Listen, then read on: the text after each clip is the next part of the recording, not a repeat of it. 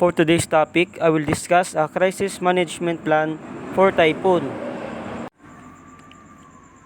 A typhoon is a type of large storm with violent winds that travel hundreds of miles across. It also spins hundreds of miles per hour. In addition, a typhoon is a tropical storm that occurs in the western part of the Pacific Ocean. Typhoon can cause strong winds, equals tornadoes, and flooding. They can also cause storm surge, which is when the sea surface rises above normal levels by more than 6 meters. Narito ang mga paghanda sa panahon ng bagyo at baha. First thing to do is home preparation. Secure your home by closing blinds and curtains to reduce the risk of shard if windows break, moving important items to higher shelves, unplugging appliances, and turning off utilities if you are evacuating, covering windows with storm shutters, bringing in items that should be blown away by the wind. The second things to do if the typhoon is strongly is to evacuate. Develop an evacuation plan and practice it with your family.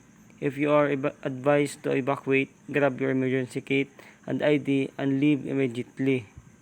And the third things to do to be prepared, emergency kit, prepare a grab and go kit with non-perishable food, water, and battery powered radio, flashlight, and first aid kit.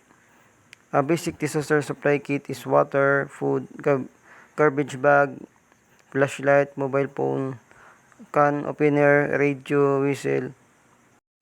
And the last thing to do is an emergency supply. This is important in case of emergency to gather supplies for a prolonged stay at home, including enough food and water for several days. Also have a 1 month supply of medication in a child-proof container, just like sardines, corned beef, noodles that can easy to cook. This food can help us in crisis and easy to prepare.